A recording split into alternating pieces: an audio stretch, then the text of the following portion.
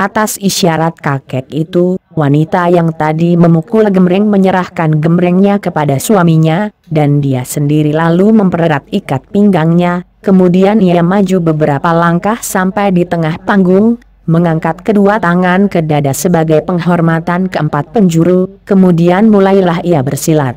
Seperti juga putrinya, wanita ini bersilat tangan kosong, gerakannya halus gemulai namun kini berbeda dengan gerakan putrinya, gerakannya penuh dengan sambaran tenaga yang cukup kuat. Gerakan tangan kakinya teratur baik dan jelas bahwa dia telah menguasai ilmunya dengan mahir sekali. Wanita itu menghabiskan gerakannya sampai 15 jurus, kemudian berhenti dan menghadapi para penonton, berkata dengan suara manis dan sopan. Di antara cuy sekalian yang sudi memberi pelajaran kepadaku, dipersilakan naik. Sampai lama tidak ada yang naik karena memang mereka yang mengerti ilmu silat melihat dasar gerakan wanita itu, menjadi gentar. Benar bahwa naik berarti hanya menguji kepandaian, akan tetapi kalau kalah, apalagi deh seorang wanita, tentu akan menjatuhkan namanya. Maka kembali saling dorong dan saling membujuk teman yang mengerti ilmu silat. Setelah wanita itu mengulangi sampai 3-4 kali ajakannya tadi, tiba-tiba mendayanglah tubuh seorang laki-laki yang bermuka hitam dan gerakannya kasar. Ia berusia kurang lebih 30 tahun. Ketika kakinya turun ke panggung, panggung itu tergetar, tanda bahwa tubuhnya berat dan tenaganya besar. Ia menyeringai dan berkata kepada wanita yang menyambutnya dengan kedua tangan dirangkapkan ke dadanya. Aku bernama Lou Chang, penduduk kota Chiangkuian di sebelah utara kota ini. Aku hanya mengerti sedikit ilmu silat, akan tetapi di kotaku aku berjuluk Hek Bin Leong, naga muka hitam. Sekarang mendengar kesempatan untuk menguji kepandaian silat, dan tertarik akan ilmu silat yang lihai dari Hujin, Nyonya, saya ingin belajar kenal. Ketika mengucapkan kata-kata belajar kenal matanya bermain dan sikapnya ini memancing suara ketawa banyak orang. Terima kasih atas perhatian Lo Weng Hiong yang saya percaya tentu memiliki kepandaian yang lihai sekali. Silakan. Nyonya itu sudah memasang kuda-kuda dan menghadapi calon lawannya dengan sikap tenang sekali. Nyonya, lihat seranganku. Lou Chang menerjang maju dan sekali bergerak saja Lulu tahu bahwa orang kasar ini hanya memiliki tenaga besar, akan tetapi tidak memiliki kepandaian yang berarti. Agaknya hal ini dapat diketahui oleh kakek dan mantunya, maka mereka menonton dengan acuh tak acuh. Nyonya muda itu pun tahu bahwa lawannya tidak begitu hebat kepandaiannya, maka cepat ia mengelak ke kiri. Caranya mengelak sengaja diperlambat sehingga si muka hitam yang tadinya sudah mengira bahwa pukulan pertamanya tentu akan mengenai pundak, ketika tiba-tiba dilakukan, tubuhnya terdorong ke depan sampai terhuyung. Kalau nyonya itu menghendaki, selagi tubuh lawan terhuyung tentu dengan mudah ia akan dapat mengirim pukulan atau tendangan dari belakang.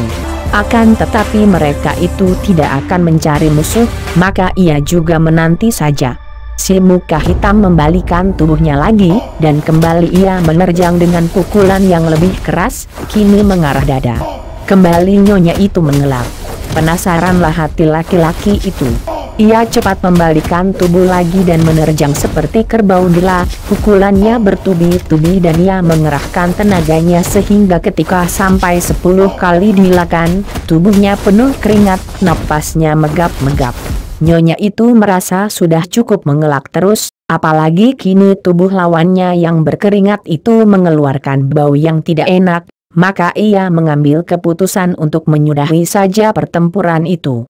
Apalagi, dari bunyi tambur yang dipukul ayahnya, ia tahu bahwa ayahnya pun memberi tanda kepadanya untuk mengakhiri pertandingan. Maka ketika laki-laki lawannya itu kembali memukul dengan keras, ia miringkan tubuhnya, menangkap pergelangan tangan yang memukulnya dari samping, memutarnya dengan gerakan pergelangan tangannya sehingga tubuh laki-laki itu terpaksa berputar. Kaki si wanita menendang perlahan ke arah belakang lutut sambil mendorong tangan yang menangkap pergelangan tangan. Tak dapat dicegah lagi tubuh si naga muka hitam itu terdorong ke depan dan robohlah ia, robohnya miring di atas panggung. Tepuk sorak para penonton menyambut kemenangan nyonya yang lihai itu. Akan tetapi si muka hitam sudah meloncat bangun kembali. Dia adalah seorang kasar yang tak tahu diri, dan karena ia menjadi jagoan di kotanya maka ia merasa bahwa kepandaiannya sudah amat tinggi. Kini dengan mudah dirobohkan oleh seorang wanita, hatinya menjadi penasaran, apalagi karena robohnya tidak mengakibatkan luka atau rasa nyeri. Ia sama sekali tidak mau mengerti bahwa nyonya itu telah menjaga mukanya dan tidak merobohkannya secara hebat. Aku belum kalah, bentaknya seolah-olah hendak membantah sorak-sorai para penonton yang menganggap nyonya itu sudah menang. Jagalah seranganku. Ia menerjang lagi dan sorakan penonton berhenti karena mereka maklum bahwa kini pertandingan tentu akan berlangsung lebih hebat melihat betapa si muka hitam itu agaknya sudah marah sekali. Dugaan mereka itu memang benar karena kini si muka hitam menerjang dengan nekat, mengeluarkan jurus-jurus mematikan dan mengerahkan seluruh tenaganya. Seperti tadi, nyonya itu mengandalkan kelincahan gerakan tubuhnya untuk mengelak dengan meloncat ke kanan kiri. Akan tetapi berbeda dengan tadi, dia tidak mau mengulur waktu untuk menyudahi pertandingan dan diam-diam ia merasa gemas melihat laki-laki yang tak tahu diri ini. Ia pun maklum bahwa kalau tidak diberi sedikit hajaran, si muka hitam ini tentu akan nekat terus. Si muka hitam menendang dengan kaki kanan. Ketika dilakan, ia menurunkan kaki kanan itu jauh ke depan sehingga tubuhnya menduyung ke depan. Kepalan tangan kanannya yang besar itu menonjok dari bawah mengarah pusar lawannya. Wanita cantik itu maklum akan datangnya pukulan maut. Cepat tubuhnya mengelak ke kiri dan melihat kaki kanan si muka hitam. Ia mendapat kesempatan, sambil mengelak kakinya menyambar. Ujung sepatunya menendang dengan pengerahan Keng ke arah lutut si muka hitam. Krek! Tak dapat dihindarkan lagi, sambungan lutut si muka hitam tercium ujung sepatu nyonya yang lihai itu. Si muka hitam itu mengaduh-aduh, menyeringai dan mengangkat kaki kanannya ke atas, memegangi kaki itu dengan kedua tangan sambil berloncatan dengan kaki kiri terputar-putar. Rasa nyeri yang amat hebat membuat ia lupa diri dan merintih-rintih, rasa nyeri menusuk-nusuk dari lutut sampai ke jantung. Karena para penonton yang menyaksikan sikapnya tadi sudah merasa tidak senang kepadanya, kini menyaksikan penderitaan si muka hitam mereka tidak merasa kasihan bahkan menjadi geli dan terdengar suara ketawa riuh rendah. Akhirnya si muka hitam sadar bahwa dia menjadi bahan tertawaan. "Maafkan saya, Lo Wong Hiong," nyonya itu berkata kepadanya setelah mendapat teguran pandang dari ayahnya. Kakek itu cepat menghampiri Lo Chang dan menotok kaki yang terluka itu di betis dan paha, kemudian menyerahkan sebungkus obat kepada si muka hitam sambil berkata, "Harap Lo Wong Hiong memaafkan kami dan obat ini akan menyembuhkan sambungan lututmu." Akan tetapi si muka hitam yang kini tidak lagi menderita terlalu nyeri setelah kakinya ditotok, memandang dengan mata melotot, kemudian membalikan tubuh tanpa mau menerima obat itu, dan tanpa pamit ia melangkah ke pinggir panggung. Akan tetapi mukanya menyeringai lagi ketika ia melangkahkan kaki karena begitu digerakkan untuk berjalan, lututnya terasa sakit lagi. Ia menggigit bibir dan tidak berani meloncat turun, kemudian menuruni panggung dengan memanjat tiangnya yang tidak tinggi. Setelah tiba di atas tanah ia lalu pergi dengan kaki pengkor, terpincang-pincang sehingga dari belakang tampak pantatnya berjungkat-jungkit dan tubuhnya miring-miring amat lucu bagi para penonton yang makin tidak suka akan sikapnya. Setelah nyonya itu mundur, kakek itu menghadapi para penonton dan menjura sikap tenang. "Kami merasa amat menyesal atas kejadian tadi, akan tetapi para sahabat yang lihai dalam ilmu silat tentu mengerti bahwa kejadian itu bukan karena kesalahan anak saya yang didesak-desak. Kami mengharap munculnya para sahabat yang benar-benar ingin berkenalan dan mengisi kekurangan dalam pengetahuan ilmu silat, kami persilakan." Ia menjura dan mundur kembali, menabuh tamburnya perlahan-lahan dan lambat-lambat. Tiba-tiba terjadi kegaduhan di antara para penonton sebelah kiri, dan tampak para penonton bergerak mundur dan minggir untuk memberi jalan kepada beberapa orang perwira Manchu dan para pengikutnya yang melihat pakaiannya adalah prajurit-prajurit yang berpangkat, sedikitnya kepala regu. Ada 3 orang perwira dan 10 orang anak buahnya mendekati panggung itu. Setelah saling bicara dalam bahasa Manchu yang dimengerti oleh Lulu, murid di antara para perwira itu, yang hidungnya melengkung seperti hidung burung kakatua, dengan gerakan ringan meloncat ke atas panggung. Lulu memandang penuh perhatian, hatinya merasa tidak senang mendengar percakapan mereka tadi sebelum naik ke panggung, karena mereka itu membicarakan kecantikan nyonya tadi dan mengandung niat hati tidak baik, menganggap para rombongan silat itu sebagai pelanggar hukum. Melihat majunya seorang perwira Manchu, kakek penabuh tambur itu kelihatan tenang saja, malah memberi isyarat mata kepada mantunya untuk menggantikannya menabuh tambur. Kemudian ia sendiri melangkah maju menyambut perwira hidung bengkok itu sambil menjurak penuh hormat dan berkata, "Maaf, Ta Chiang Kun. Apakah Chiang Kun juga begitu baik hati untuk berkenalan dengan kami dan memberi petunjuk dalam ilmu silat kepada kami?" Perwira itu mengangkat dadanya yang bidang dan dengan muka angkuh ia berkata, suaranya nyaring. "Kakek, apakah engkau tidak tahu akan peraturan dan tidak tahu bahwa kalian telah melanggar hukum?" Para penonton mendengar suara keras ini menjadi tegang dan gelisah. Juga mantu, anak perempuan dan cucu si kakek itu memandang gelisah. Akan tetapi kakek itu tetap tenang saja ketika menjawab, "Maaf, Chiang Kun. Sepanjang pengetahuan saya, tidak ada peraturan yang melarang rombongan silat seperti kami membuka pertunjukan silat untuk berkenalan dengan para ahli silat dan untuk meluaskan pengalaman. Semua orang tahu bahwa telah dikeluarkan larangan bagi rakyat untuk membawa senjata tajam. Apakah engkau tidak tahu atau barangkali berpura-pura tidak tahu?" Kembali kakek itu menjura. Keadaan di situ sunyi. Tidak ada suara terdengar di antara para penonton yang menjadi gelisah, bahkan sebagian dari para penonton diam-diam telah meninggalkan tempat itu, karena khawatir kalau terbawa-bawa. Apalagi mereka yang merasa telah melanggar hukum. Pada waktu itu, pemerintah Manchu mengeluarkan larangan dan peraturan-peraturan yang menghina penduduk pribumi. Pertama, pribumi dilarang membawa senjata. Rambut diharuskan bertumbuh panjang dan dikuncir ke belakang seperti buntut, dan pakaian para pribumi harus mencontoh pakaian Manchu. Tentu saja peraturan ini tidak dapat ditaati secara serentak, dan pemerintah Manchu pun cukup bijaksana dan cerdik untuk tidak terlalu menekan, melainkan perlahan-lahan rakyat pribumi dipaksa ke arah pelaksanaan perintah-perintah itu. Yang terpenting adalah pelarangan membawa senjata tajam yang tentu saja dimaksudkan agar pribumi tidak dapat mengadakan pemberontakan. Maka di antara para penonton yang belum menyesuaikan pakaian dan rambutnya, diam-diam pergi meninggalkan tempat itu ketika si perwira hidung bengkok mempersoalkan hukum ini.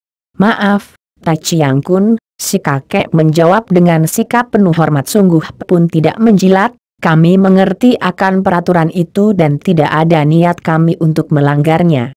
Kami membawa senjata hanya sebagai perlengkapan dalam permainan silat yang kami pertunjukkan. Tanpa senjata, bagaimana kami dapat mempertunjukkan ilmu silat?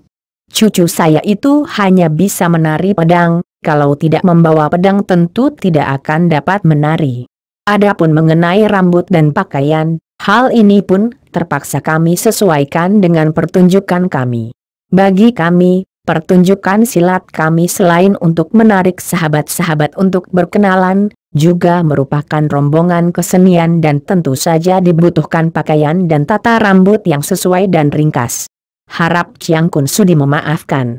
Kalau tidak sedang mengadakan pertunjukan silat, tentu kami akan mengubah cara kami berpakaian, dan akan kami tinggalkan semua senjata di rumah." Perwira itu tertawa dan melirik ke arah nyonya cantik yang berdiri di sudut sambil memandang penuh perhatian.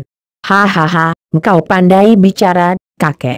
Aku pun hanya mengingatkan kalian saja, kalau berniat buruk, tentu sudah tadi ku suruh tangkap kalian.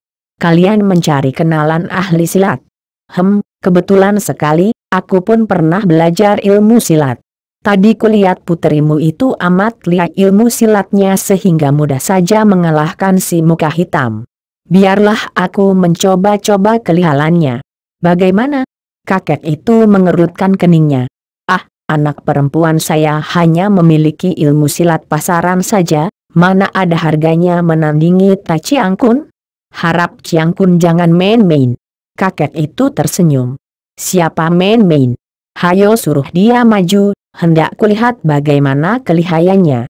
Kakek itu menjadi serba salah.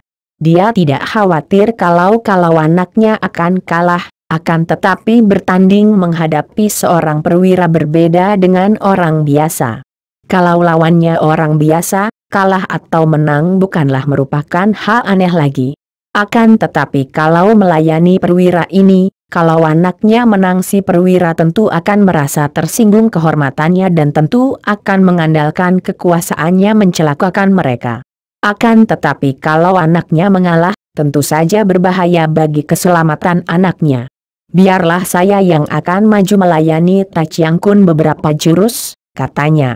Kalau dia yang maju, tentu saja dia akan mengalah dan tidak mengapa menerima 1-2 pukulan dari Chiang Kun ini, asal keluarganya tidak terganggu. Akan tetapi, perwira hidung bengkok itu malah menjadi marah. Ia bertolak pinggang dan alisnya diangkat, matanya melotot. Kalau orang lain boleh bertanding melawan perempuan itu, mengapa aku tidak? Apakah kau anggap aku tidak cukup berharga untuk bertanding melawan anakmu? Kakek, hati-hatilah engkau dengan sikapmu. Wanita itu melangkah maju dan berkata, Ayah, biarkan saya melayani Tai Chiang Kun ini beberapa jurus. Kakek itu menghela napas dan mundur, kembali kepada tamburnya, sedangkan mantunya yang memandang dengan wajah tidak berubah akan tetapi sinar matanya mengandung kekhawatiran, lalu mainkan gembreng. Wanita itu melangkah perlahan ke tengah panggung, dipandang oleh si perwira yang menelan ludah melihat langkah-langkah lemah gemulai dan pinggang ramping yang meliuk-liuk ketika wanita itu mendekat. Wanita itu benar-benar cantik, amat menarik karena wajahnya yang berkulit halus itu tanpa dihias bedak sama sekali. Bentuk tubuhnya masih ramping padat dan matang seperti biasa tubuh wanita yang sudah 30 kurang lebih usianya dan sudah mempunyai seorang anak. Wanita itu menjura dengan hormat dan berkata dengan suara halus. Tai Chiang Kun hendak memberi pelajaran silat kepada saya? Silakan. Sejenak perwira itu memandang kagum, terpesona oleh kecantikan asli wanita itu, kemudian tertawa menyeringai. Orang yang ketawa atau senyumnya dibuat-buat, tidak sewajarnya dengan niat agar menarik dan wajahnya berubah tampan, akan kecelik karena senyum atau tawa yang tidak sewajarnya dan dibuat-buat itu akan membuat mukanya makin buruk dan senyumnya seperti monyet menyeringai. Nona terlalu merendah. Akulah yang minta diberi pelajaran silat Nona yang lihai itu. Ia sengaja menyebut Nona bukan dengan niat tidak menghormat. Sebaliknya malah ingin menyenangkan hati orang karena perwira ini maklum bahwa murid wanita akan gembira kalau disebut Nona, sebaliknya seorang Nona akan cemberut kalau disebut Nyonya. Akan tetapi wanita itu adalah seorang ibu yang baik, seorang istri yang setia, maka mendengar sebutan yang ia tahu disengaja ini, ia menjawab. Saya bukan gadis, Chiang Kun, melainkan seorang ibu. Di sana itu suami saya dan anak perempuan itu adalah anak saya. Terdengar suara ketawa ditahan di sana sini dan perwira itu menyeringai makin lebar, wajahnya agak merah. Ah, baiklah, Nyonya. Marilah kita main-main sebentar. Ia lalu melangkah maju dan menampar dengan tangan kirinya. Gerakannya seperti orang main-main, akan tetapi Nyonya itu terkejut ketika merasa betapa tamparan ini membawa angin pukulan yang amat kuat. Ia tidak berani memandang rendah dan cepat menggerakkan kakinya mundur mengelak, kemudian tubuhnya meliuk ke kiri dan dari samping kakinya mencuat ke arah lambung perwira itu dengan sebuah tendangan kilat. Aih, cepat sekali.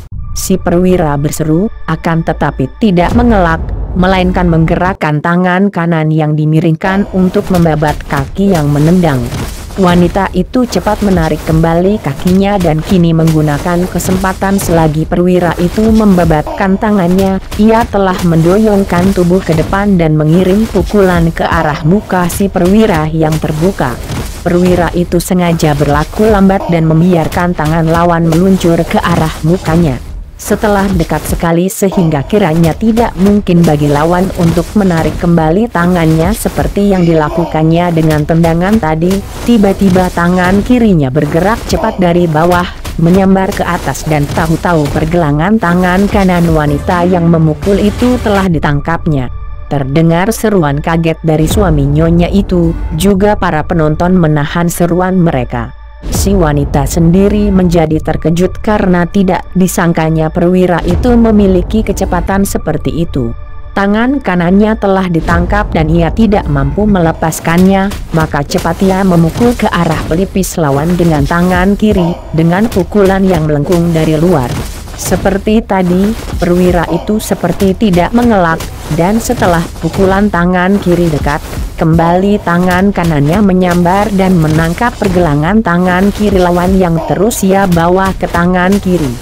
Jari-jari tangan kirinya yang panjang kini mencengkeram kedua pergelangan tangan nyonya itu menjadi satu. "Oh, lepaskan tanganku!" Nyonya itu berseru dan meronta, berusaha melepaskan tangannya yang keduanya telah terbelenggu oleh jari-jari tangan yang kuat itu. Namun usahanya sia-sia dan si perwira tertawa-tawa bahkan mengulur tangan kanannya mencengkeram ke arah dada. Kakek itu terkejut, maklum bahwa nyawa puterinya terancam maut. Akan tetapi ternyata perwira itu tidak mencengkeram untuk membunuh, melainkan mencengkeram dengan halus dan meremas-remas dada wanita itu secara kurang ajar sekali sambil tertawa-tawa. "Lepaskan istriku!" Tiba-tiba laki-laki yang sejak tadi memandang penuh kemarahan, meloncat maju. Ia masih ingat bahwa ia tidak boleh menyerang perwira itu, karena hal ini akan membahayakan keluarganya, maka ia mengulur tangan untuk menarik tubuh istrinya yang sedang mengalami penghinaan dari perwira tak tahu malu itu. Akan tetapi perwira itu membentak, "Pergilah!" Tangan kiri yang membelenggu kedua tangan nyonya itu mendorong sehingga tubuh si wanita terhuyung ke belakang, sedangkan tangan kanan yang tadi meremas-remas buah dada kini menghantam ke arah kepala laki-laki suami wanita itu. "Ah!" Laki-laki yang diserang secara tiba-tiba itu cepat menangkis, akan tetapi dengan cepat sekali tangan si perwira itu menyambar pundaknya. Krek! Patahlah tulang pundak suami nyonya itu dan tubuhnya terpelanting roboh. Kakek itu meninggalkan tambulnya, mengangkat bangun mantunya dan kemudian menghadapi si perwira yang bertolak pinggang, menjura dan berkata, "Kepandaian Tai Chiang Kun sungguh hebat sekali dan kami merasa beruntung dan berterima kasih telah mendapat pelajaran dari Chiang Kun. Kekalahan ini merupakan pengalaman dan pelajaran bagi kami dan sekarang kami mohon untuk mengundurkan diri meninggalkan kota ini." "Hahaha, nanti dulu, kakek tua. Kita telah bertanding dan bukankah kau tadi mengatakan bahwa niat kalian untuk menarik persahabatan? Aku telah bertanding dengan puterimu, berarti aku telah menjadi sahabat pula, bukan? Nah, kulihat ilmu silat puterimu hebat. Malam nanti kami serombongan perwira hendak mengadakan malam gembira, maka sebagai sahabat, aku minta supaya puterimu sekarang juga ikut dengan aku untuk bantu meramaikan malam gembira itu." Wajah kakek itu menjadi pucat. "Maaf, Tai Chiang Kun, hal itu mana bisa dilakukan?" "Tentu saja bisa kalau mau," jawab si perwira. "Aku tidak mau, Tai Chiang Kun. Harap ingat bahwa aku adalah seorang istri, seorang ibu." "Hahaha, beginikah harganya persahabatan kalian?" Perwira itu mengejek dan dua orang perwira lain yang berada di bawah tertawa. "Kami sudah bosan dengan gadis-gadis, sekali waktu diselingi seorang ibu muda tentu menggembirakan, hahaha." Melihat sikap mereka, kakek itu maklum bahwa bahaya tak dapat dihindarkan lagi. Maka ia lalu berkata, nadanya tegas, "Maaf, Tai Chiang Kun. Kami sekeluarga tidak dapat memenuhi permintaanmu itu. Perwira itu menggerakkan alisnya dan memandang kakek itu dengan mata disipitkan.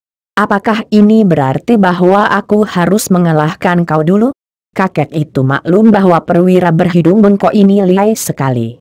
Melihat caranya mengalahkan puterinya dan merobohkan mantunya dengan sekali pukul, ia tahu bahwa dia sendiri bukan tandingan si perwira.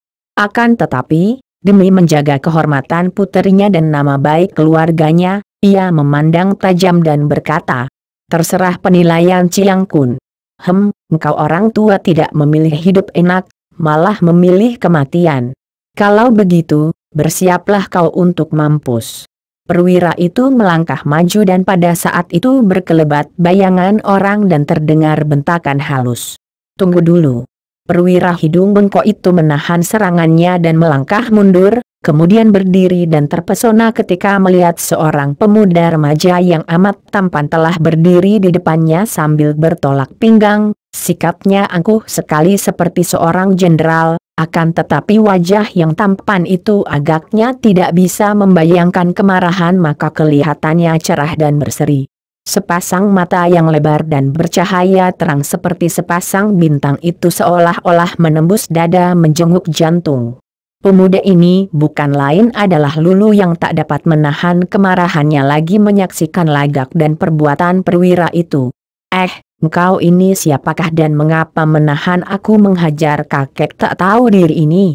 Si perwira akhirnya berkata setelah pandang matanya puas meneliti seluruh tubuh pemuda yang berdiri angkuh di depannya itu.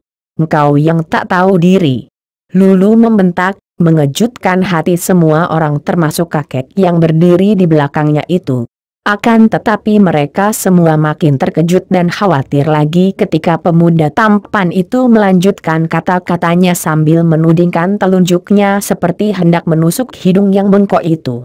"Engkau ini perwira macam apa, Mengandalkan kepandaian untuk menghina wanita dan memukul rakyat, mengandalkan kedudukan untuk menindas rakyat, mentang-mentang menjadi perwira, apakah engkau lantas boleh menggunakan kekuasaanmu untuk bertindak sewenang-wenang?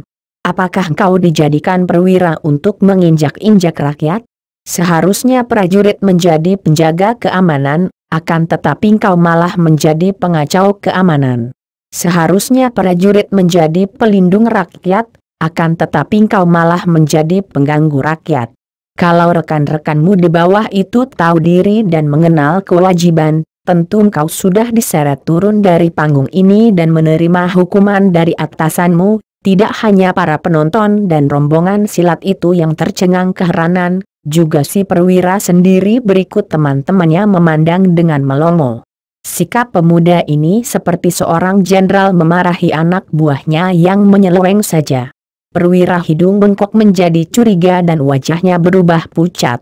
Ia menduga-duga akan tetapi tidak mengenal pemuda ini, maka ia lalu bertanya, pemuda yang lancang mulut, siapakah engkau sebetulnya?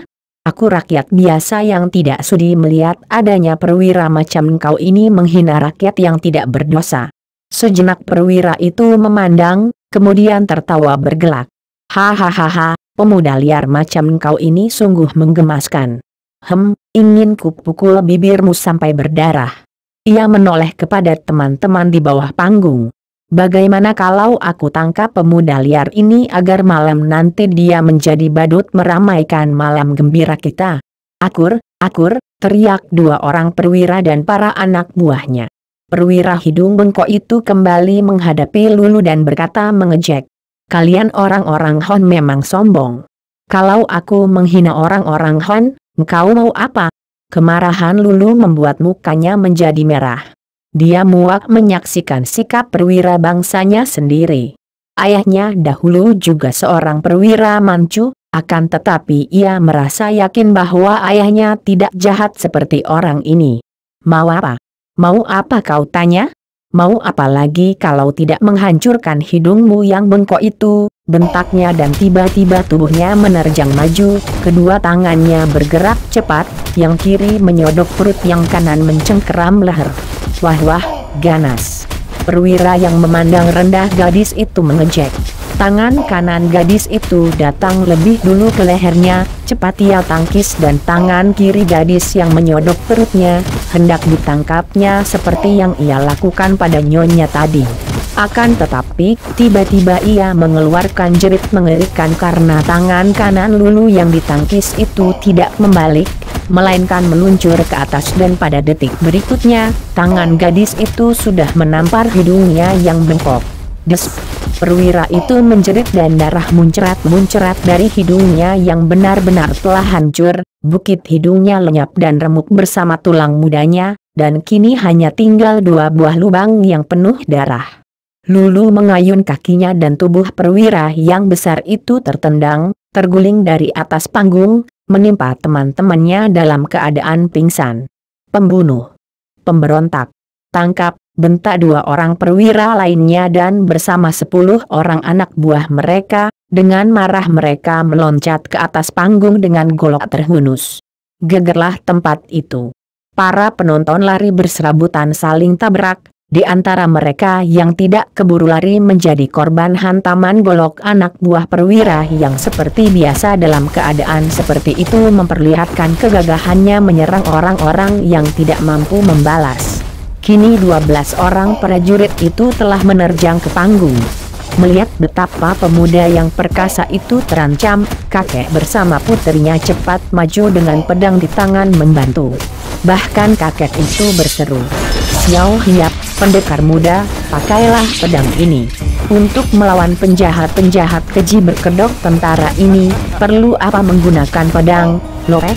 Lulu menyambut mereka dengan tendangan-tendangan kilat dan 2 orang prajurit pengawal roboh kembali ke bawah panggung. Karena maklum bahwa pemuda itu lihai, 2 orang perwira segera memutar golok dan menyerang Lulu yang menggunakan kegesitan tubuhnya untuk berkelebat menghindarkan serangan-serangan golok mereka.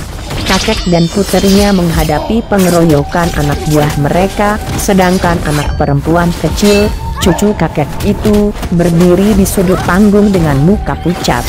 Biarpun dalam hal ilmu silat Lulu belum dapat dikatakan seorang ahli, namun dia memiliki Sin Kang yang amat kuat sehingga gerakannya cepat luar biasa dan tenaga dalamnya juga sukar dicari tandingannya.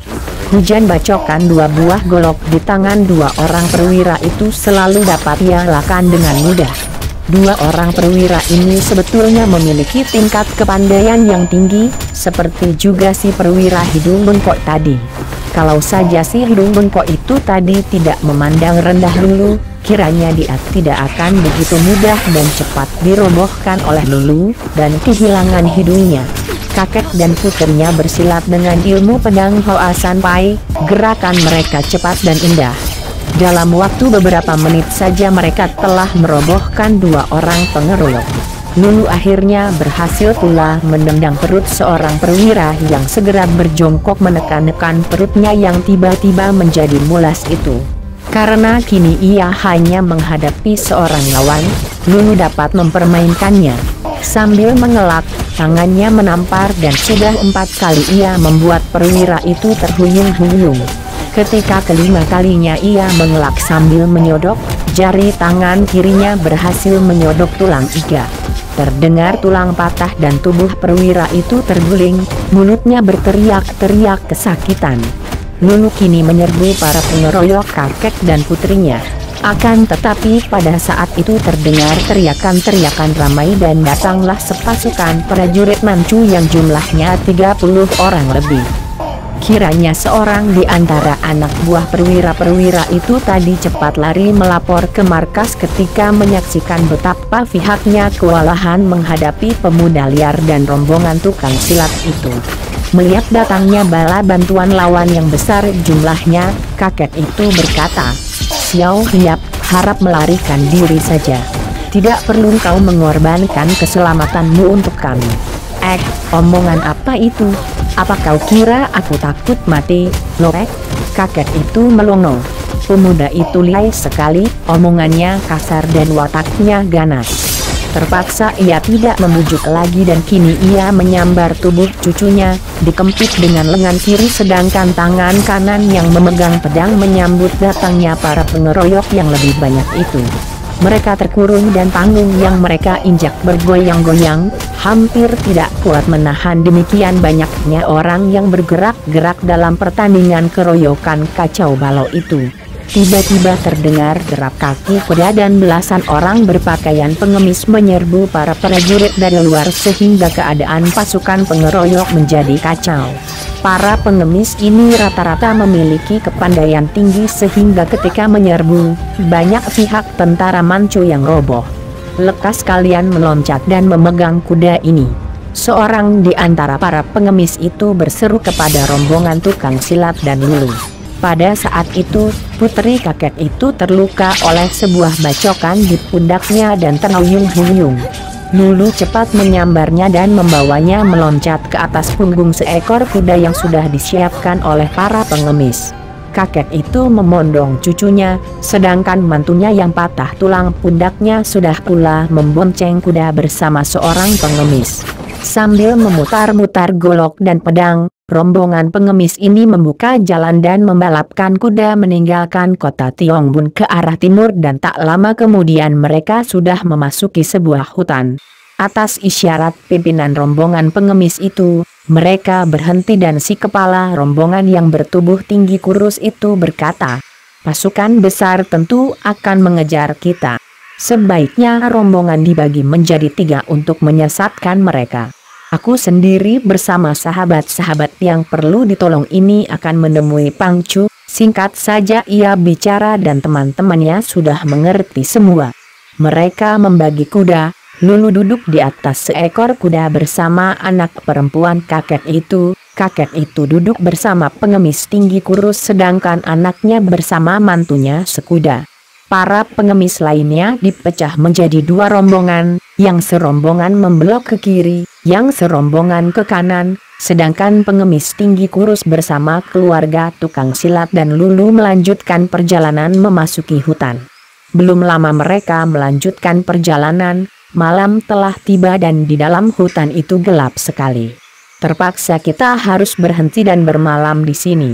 Aku mengetahui sebuah gua yang tersembunyi dan aman di depan. Mari, kata pengemis kurus itu yang sejak tadi tidak pernah membuka mulut. Gua itu tersembunyi di balik rumpun alang-alang yang tebal dan tinggi. Mereka lalu turun dari kuda, dan pengemis itu menyembunyikan 3 ekor kuda itu dan agak jauh dari gua. Kemudian mereka semua memasuki gua dan tanpa banyak cakap pengemis kurus itu membuat api unggun di dalam gua, mengeluarkan roti kering dan air, mengajak semua orang makan dan minum hidangan yang bersahaja itu. Setelah makan minum sekedarnya dan melihat betapa suami istri itu pucat menahan sakit, pengemis tinggi kurus itu bertanya, "Jiwi terluka?" Tukang penjual silat, kakek itu menjawab, "Mantuku patah tulang pundaknya dan anakku perempuan terluka bacokan, tidak berbahaya akan tetapi tentu saja nyeri." "Jangan khawatir, Lopek. Aku membawa obat minum untuk tulang patah. Akan tetapi untuk menyambungnya dengan baik, harus menanti sampai kita bertemu dengan Pangcu besok. Dia adalah seorang ahli menyambung tulang patah." Pengemis kurus itu mengeluarkan bungkusan obat. Sebungkus diberikan kepada nyonya itu dan sebungkus lagi kepada suaminya. Suami istri yang sudah berpengalaman itu menghaturkan terima kasih dan merawat sendiri luka-luka mereka. Melihat sikap pengemis yang pakaiannya compang-camping, tidak banyak bicara akan tetapi yang menolong rombongan kakek itu dengan sungguh-sungguh, diam-diam Lulu menjadi kagum sekali dan timbul rasa suka di hatinya. Akan tetapi karena dia belum mengenal pengemis itu, tidak tahu dari partai apa, juga sesungguhnya ia sama sekali belum mengenal rombongan kakek yang mengadakan pertunjukan silat, ia diam saja dan hanya mendengarkan.